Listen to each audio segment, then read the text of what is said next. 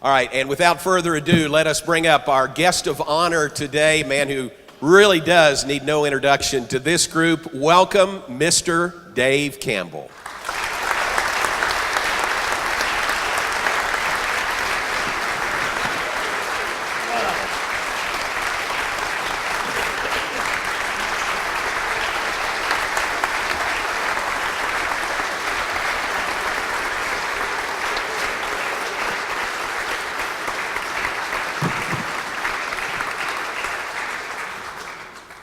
How great is that, Mr. Dave? A standing ovation as you're introduced. Appreciate it. We could pass the plate and say the benediction right now, but we got a ways to go. Appreciate you being here. Thank you for letting us honor you today. Thank you. I'm flattered and such a great crowd. Know a lot of people here, and I just appreciate it all. Let's go back, not to the beginning, but near the beginning. What about when you came to Baylor, and how did you get your start in journalism? What was the impetus for that? Well, when I first came to Baylor, I was fully intending to major in chemistry.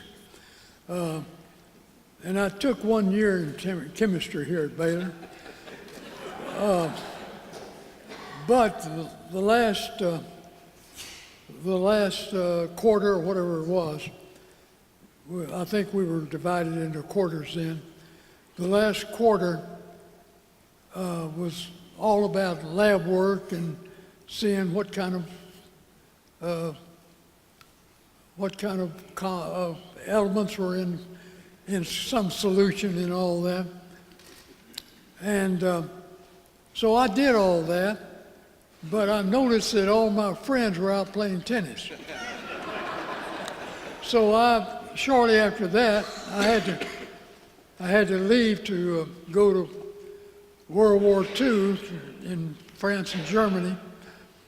And while I was overseas, I resolved to myself that when I got back, I was going to major in journalism. It's a lot more fun. Don't have any lab work. You can play and you can cover games and all that all you want to.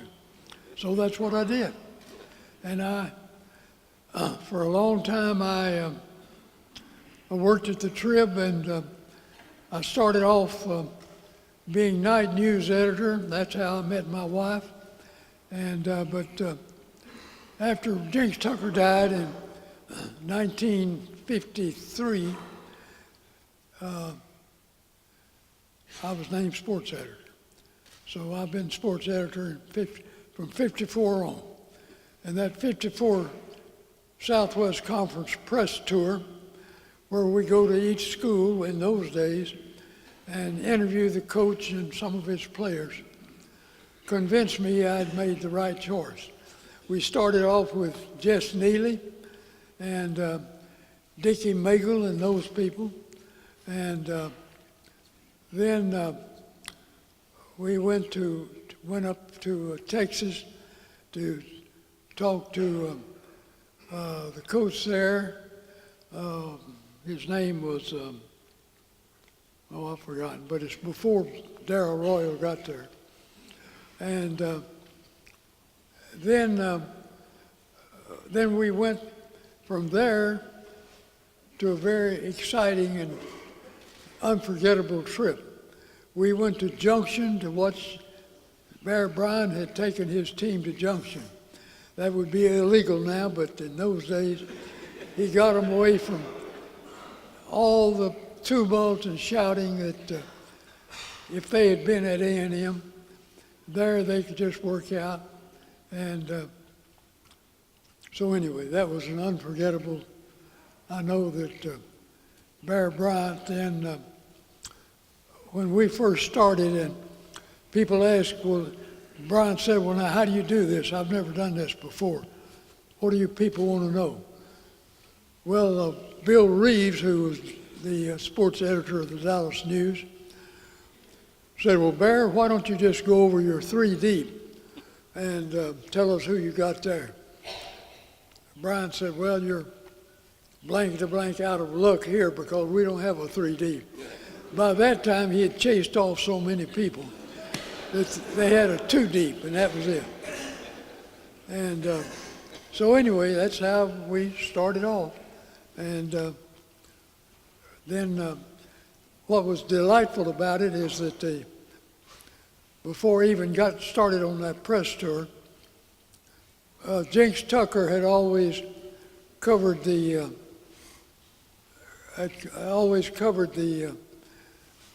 teams that won the Southwest Conference. So I felt I really ought to do that. So I was fortunate enough to cover the Rice, Alabama team. They played Alabama. That was the day that on that January 1st, that Dickie Magle got loose on the sidelines and was running down the sidelines free for a touchdown. And a guy came off the Alabama bench, Tommy Lewis, I believe it was, and tackled him. And then, of course, retreated back to the bench quickly, kind of embarrassed, but the officials awarded Dickie Magle a touchdown. And I know that Ed Sullivan had a very popular Sunday TV show in those days. I think it was TV. And had Tommy Lewis and Dickie Magle on the show. And I remember that Tommy Lewis asked him why you did this, and he said, well, I'm just too full of Alabama. And of course, then Bear Bryant, after being 3 years at A&M, went to Alabama and won numerous national championships. Dave, we forgot to introduce your family. If you'd like to introduce them, Okay. Your family that's here with us. Okay. Here's David Roach and Becky Roach. Y'all want to stand up? Yeah. There we go.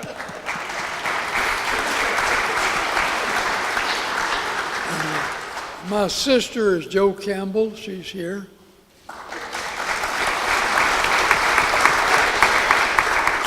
And Alan Carlson and his wife, Julie Campbell Carlson. Thank y'all for being here. Dave, you mentioned the press tour, so let me go there with you for a minute. You've told me about it before, but you and Denny Freeman, y'all were coming from Dallas to Fort Worth. Because at that point, they were driving to each of the stops. That's kind of how the press tour started. It wasn't on a bus or anything. It was just, 2x2, 4x4. They would just drive in cars. And Denny and Dave were over there, and you can finish this story, but y'all were going from SMU, TCU the next day. Right, and we were supposed to check in, I think, at a Ramada Inn. I'm not sure of that. But anyway, we got to Fort Worth, and there was a big building there that looked like a tourist place.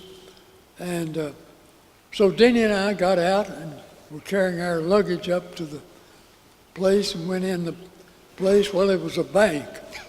And they, fortunately, they didn't, they just told us we were wrong.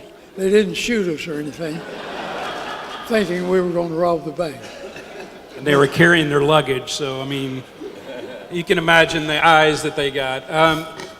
Dave, you talked about starting at the Trib, replacing Jinx. The magazine, kind of where did that come from? And obviously, has established itself as one of the greatest sports magazines out there. But how did that come about? Well, there were really two of us. Myself and Louis Holm were looking to make more money, and we kept taking trips to little places. We went to Marlin, and then finally we went to a little place in East Texas, and thought we could buy a weekly magazine and make a lot of money. So I know that while we were gone, Gussie Holm, who was Louis Holmes' wife, Reba called Gussie. They were pretty good friends. And she was kind of wailing, and she said, "Gussie, do you think that we're going to live out the rest of our lives in that little town in East Texas?" And Gussie said, "Oh, Reba, quit worrying about it. They're just two little boys chasing fire wagons." So then we, Al Ward and myself needed some extra money. So we decided, first of all, to put out a bowling magazine. And we thought we could get a lot of advertisement from the various beer dealers and all that.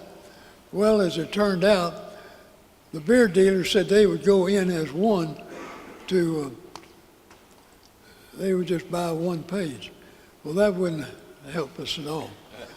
So we kept thinking and looking, and finally I was reading up with one of the national publications that covered sports or covered football in those days, and it occurred to me that that magazine, it was called Dell Publications, it wasn't Street and Smith, it was Dell.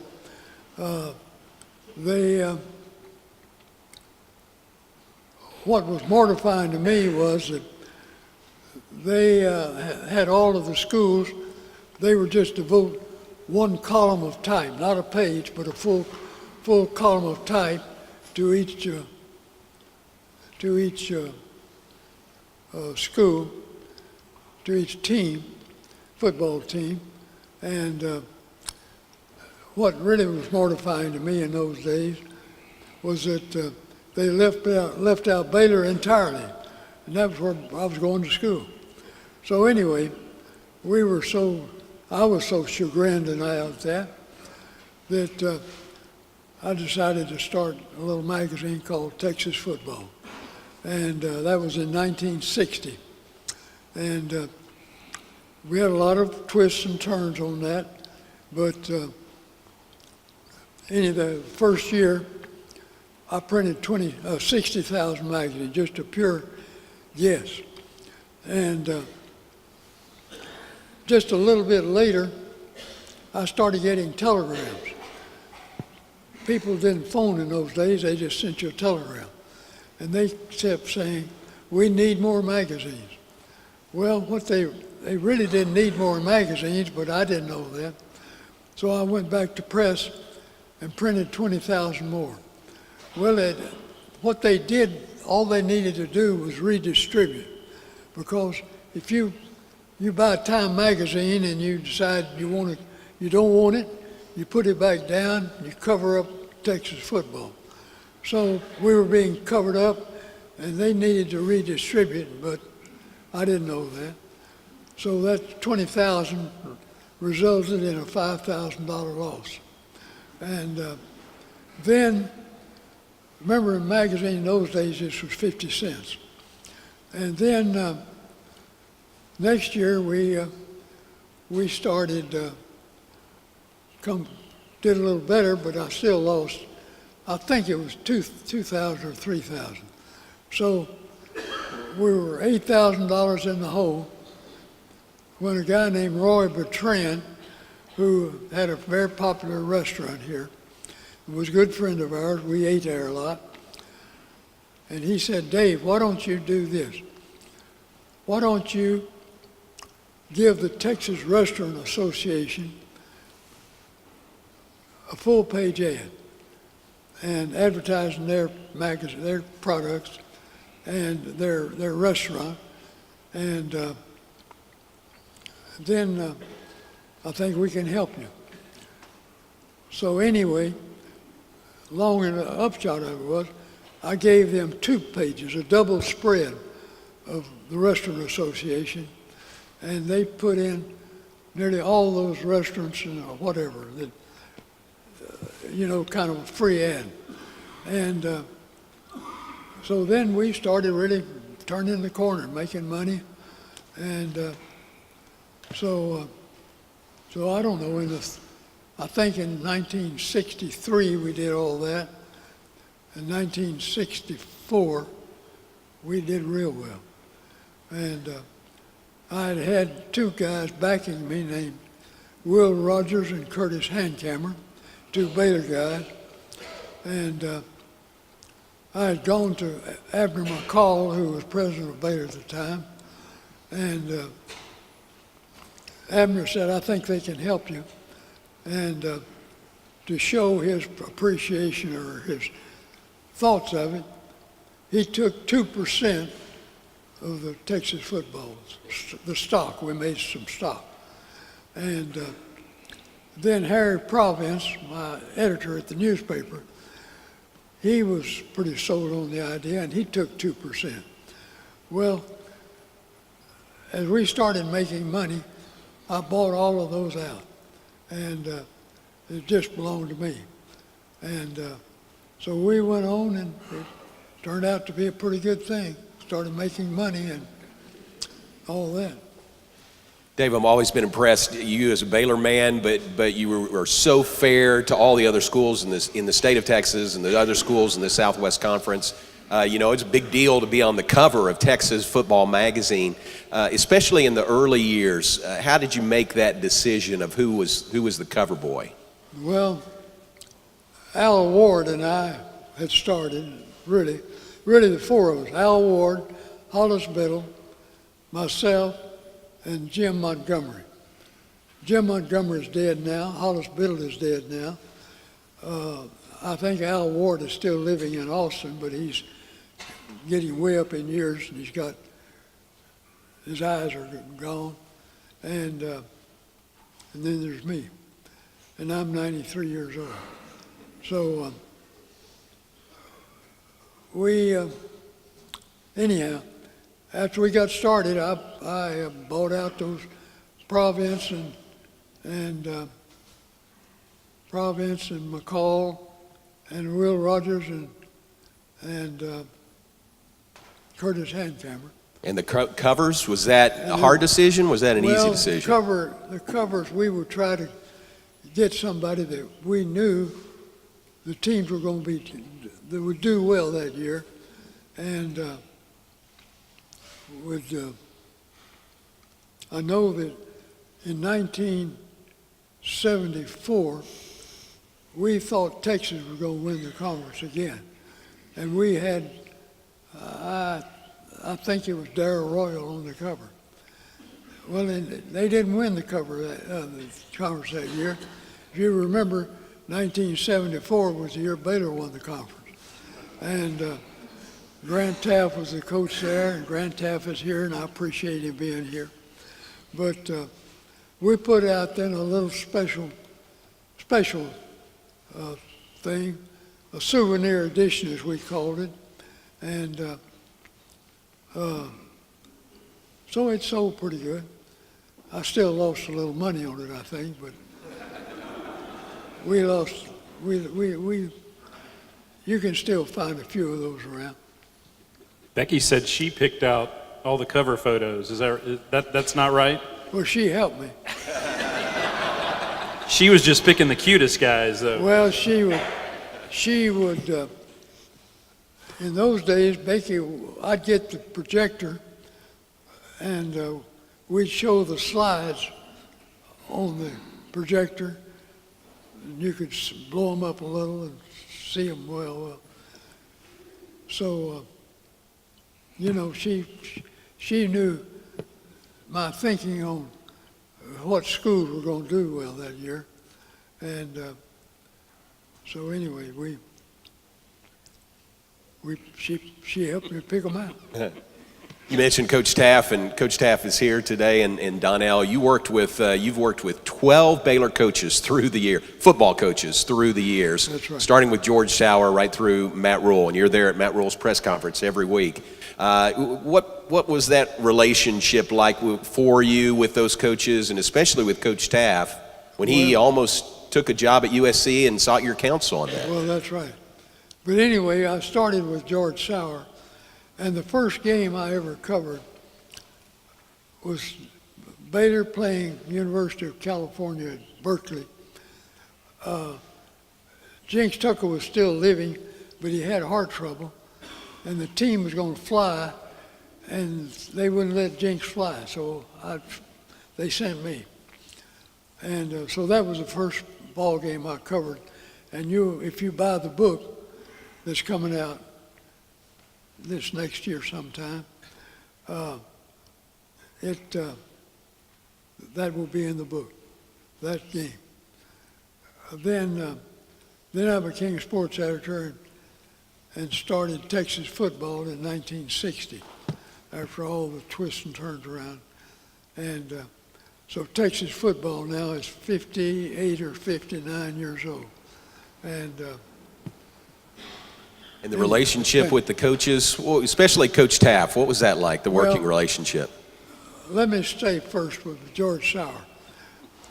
We would go with, I'd go to these games and then talk to Sauer about what he thought of the game. And one year I remember I went over to ask him about how did he think the team was playing in those days. You know what I found him doing? Mowing the backyard. Now can you imagine coaches taking off from their TV work and all to mow the backyard? Anyway, then after George Sauer, we had John Bridgers, and then Bill Beal, and then Coach Taft. And that is true that Grant had a good offer from Southern California one year, and he and I drove around the old Floyd Casey Stadium out there talking and thinking about whether he ought to go to Southern California or not. And I remember pleading him not to leave us, and he didn't. And I'm always glad, Grant, that you didn't go. One of the stories I remember you telling me too, you had a good relationship with Jack Patterson as well, and he was, like you mentioned, Bill Beal was the coach, and they hired a guy for a day, and they were still looking for a coach, and Jack came to you and said something like, I've got a guy, but I think it's going to be a hard sell to the donors. That's right.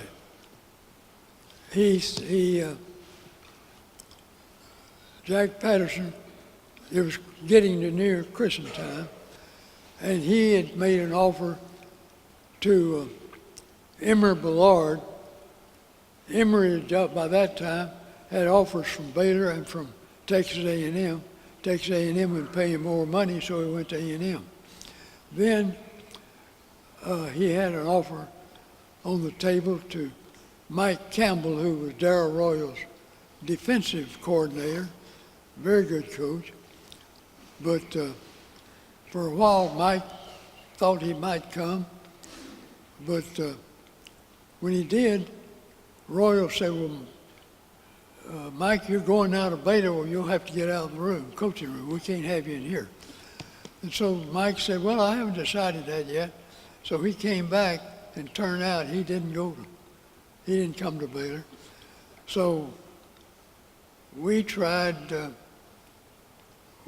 guy named Feldman at New Mexico, I believe it was. He came in, I interviewed him. We ran a big story in the paper about it, in the Tribune Herald. And then, before really the ink was dry on that first issue, he had backed out and gone back to New Mexico. The thing was too big for him. So finally, after all those twists and turns, Jack Patterson said, Dave, I know a guy I ought to hire, but I could never send him to the alumni. They want some big name coach. And I told him, well, go ahead, you got to have a coach. So he hired him. This little guy, he wasn't so little, but he was at Angelo State, and his name was Grant Taft. And he came to Baylor, and I don't know what the alumni thought, but Grant found somebody who would put in artificial grass, which was all the rage in those days. And then a guy named Ralph Storm, I think it was, in Corpus Christi. I think he's dead now. And then, anyhow, we went on, and from there, Grant, first game they had was against Georgia, and they did so well that, they got beat, but the game went into the fourth quarter. And then I think it was the next game they had against Missouri, and they beat Missouri. And in fact, I think they shut them out. And later, Missouri beat Notre Dame, so they had just beaten Notre Dame. So, we thought that was really, we finally stumbled on a great coach. And then, first year, Grant Taft, he had great linebacker and defensive end. Roger Gorey. And so he helped us later upset TCU. It was broke a long losing streak to TCU. Then in '74, we won the first Southwest Conference Championship in 50 years. So you couldn't hardly beat that. So anyway, Grant later won 2 Southwest Conference Championships, 1974, 1980. And that was pretty good. Took a couple of swing and misses, but we got the right guy for the job there, Coach Taft, in 1972. What about, Dave, is this a fair question? You've covered so many big games, great games, historic games through the years. Do any of those stand out in your mind? Like I've read stories and seen the film of the great shootout, Arkansas and Texas in 1969.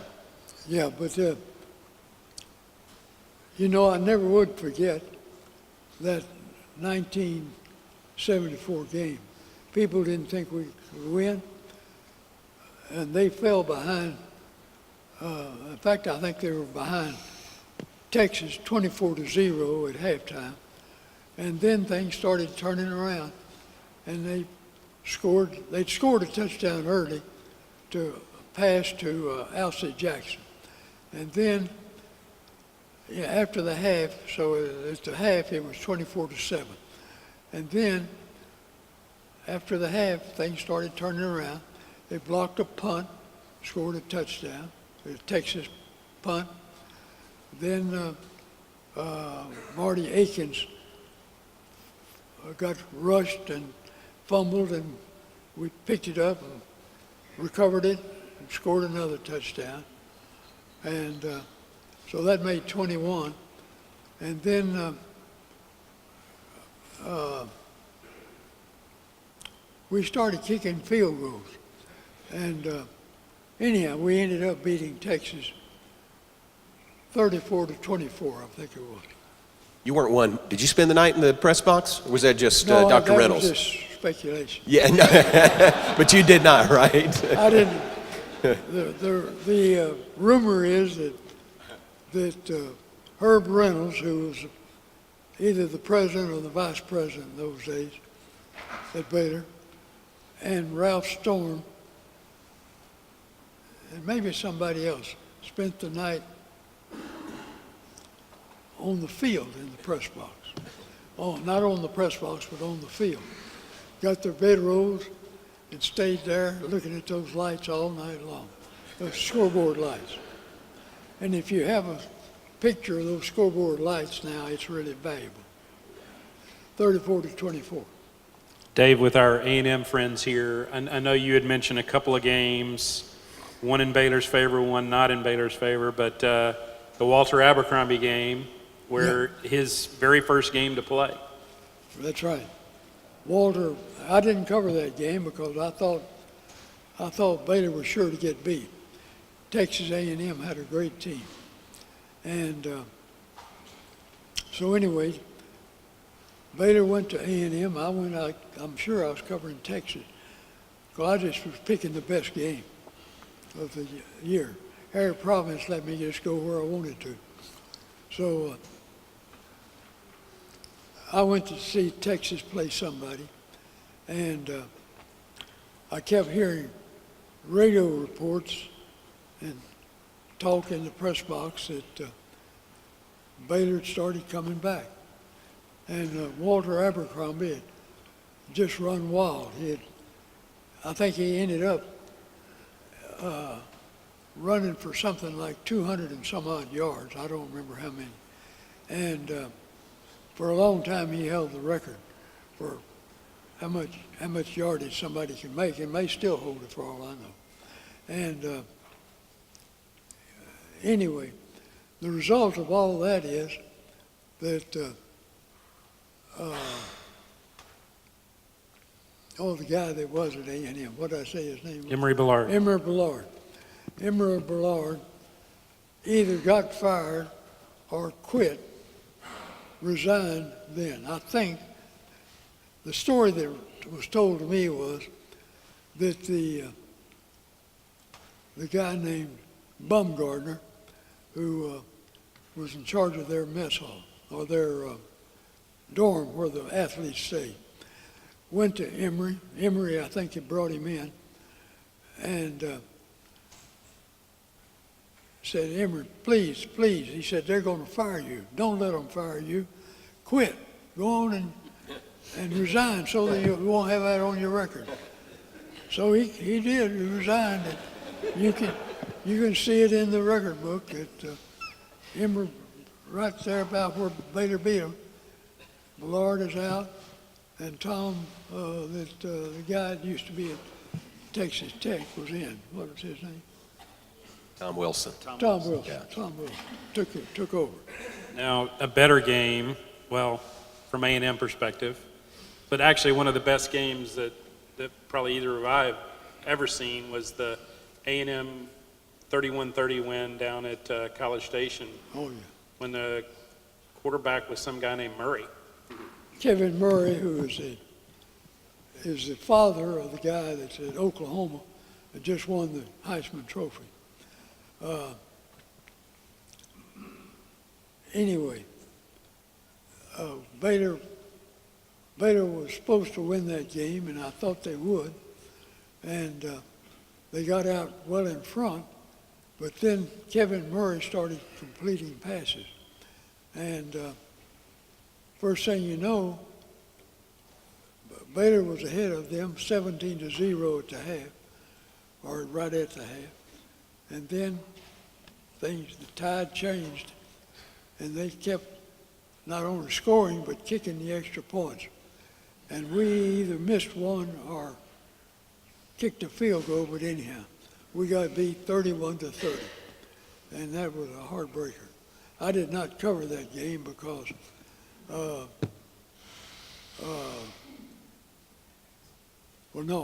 covered that game. And we just couldn't believe that Baylor had lost that game. But that's what happened. That was the game of the decade in the Southwest Conference, that 1986. Was the game of the decade. So that was Kevin Murray. His son Kyler just won the Heisman Trophy. Baylor has a Heisman Trophy winner, and Robert Griffin III. Did you ever think Baylor would have a player capable of winning the Heisman Trophy? I really didn't. But anyway. Thanks for your honesty.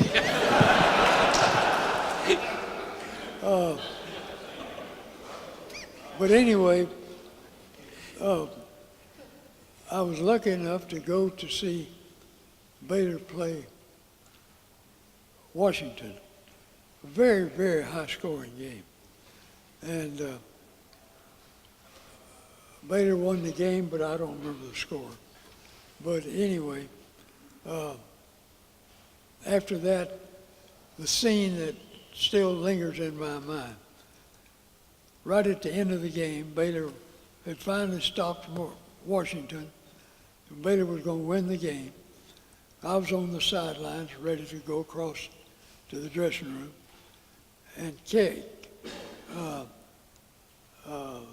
coach of the women's basketball team, Kim Mulkey. Kim Mulkey was there, and when Baylor won the game, she was giving a fist fight, fist that they'd won the game. Then I went over to the dressing room to talk to RG3, hoping he would not turn pro so quick. But he did. And then within Texas football, we were putting out winter editions in those days, and Texas football asked me to write the story on how RG3 won the Heisman. And if you've got that little booklet or that little winter edition, you'll find that it's about RG3. Dave, we also talked about some of the best players that you remembered. And I think you kind of went by positions, but quarterback goes back to James Street. I know you mentioned him. James Street. But, RG3 was a great quarterback, won the Heisman. The guy that played for Texas in Vince Young. Vince Young was a great quarterback, did not win the Heisman, perhaps should have. I think Bush won it, Southern Cal, but Vince Young really outplayed him that game. And then I saw the guy that won it at Houston. Andre Ware. Andre Ware. He was very good. Running back, you mentioned Jim Swink. Back to the... Jim Swink was a great... As a matter of fact, when TCU, where Jim Swink was, they went to Texas, and Swink just ran wild. And I think that was before Royal arrived, but I'm not sure. Anyway, Swink ran so wild and so, he just couldn't be stopped. And he even had Texas tacklers blocking each other, trying to tackle him. So anyway, somebody picked up my story and commented on that. You said Earl, obviously, was another one. Earl Campbell was very good. Earl Campbell, if any of you read my story on the Texas-Oklahoma game,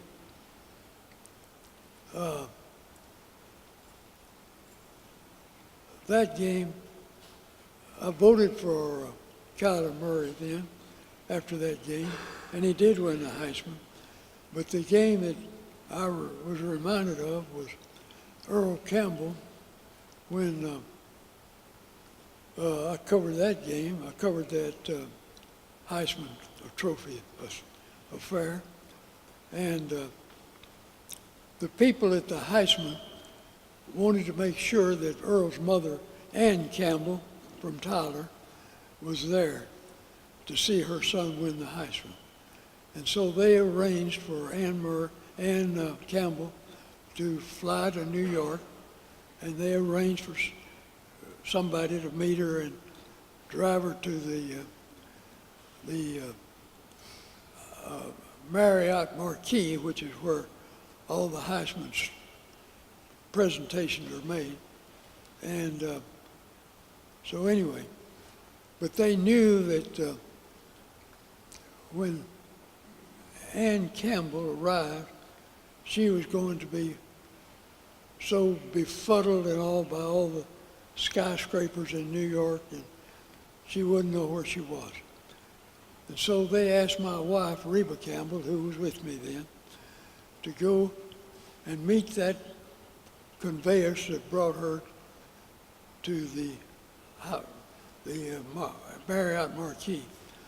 And when she stepped out of the cab or whatever it was, she was supposed to pin a rose on Ann Campbell's lapel and kind of show her around, take charge and show her around, be with her so she will understand what was going on. And so whenever you happen to see a picture in my magazine, in my book, then it'll be there, and so will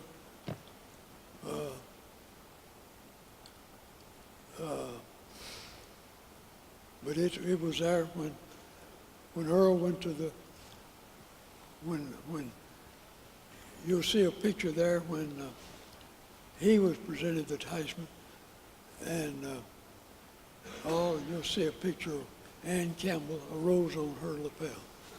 And you know, Tyler is supposed to be the rose capital of the world or something. And so that's where she is. That's where Ann Campbell was. And somebody there then pinned a rose on Earl. And by that time, you'll see them both. That's a great story. Be sure and tell Miss Reba we missed her here today. I will. We wish her the best. Thank To you. wrap things up, you've alluded to the book a few times. We're just kind of scratching the surface of Dave Campbell's stories today, but I know there's many more coming out in the book. When can we look forward to seeing that? Oh, well, the Texas A&M people tell me that it will be. They think that they can sell quite a few books, and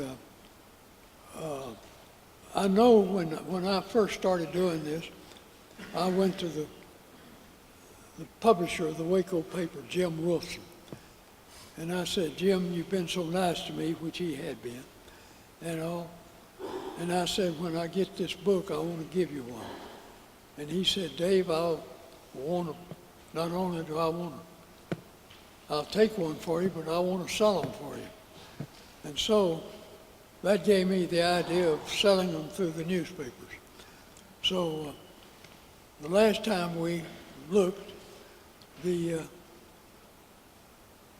you look in the newspaper journal, not this year but last year, it will have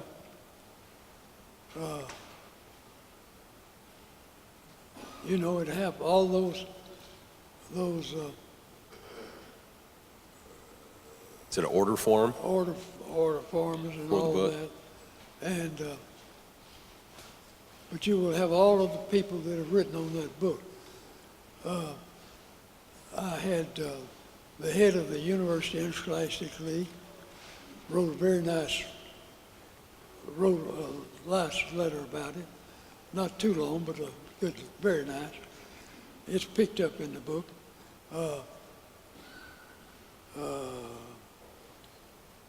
Guy down at southwestern, south at Sam Houston State wrote a very nice letter about it.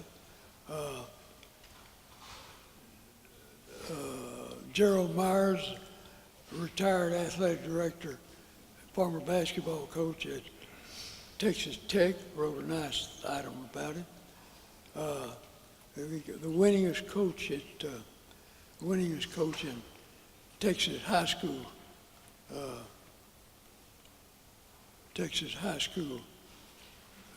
his name is G.A. Moore. He's not now the winningest coach, but he won 8 state championships, and I don't think anybody's done that before. And so anyway. I think they said, if I'm quoting y'all right, maybe March, that it would actually be on sale. I Is that right? think in late February. Yeah. So So y'all be looking for that. late February I'm supposed to get it, and you'll see on that little thing is handing out. Be available in January. I don't think that's right. I think it'll be in. There is information on every table about the books, so take a look at that, and we can certainly give you more if you would like. We'll pass those along to you. I think we could fill up a book here if everybody just told their favorite Dave Campbell stories and how much, Dave, you've meant to everyone in this room and so many, many more.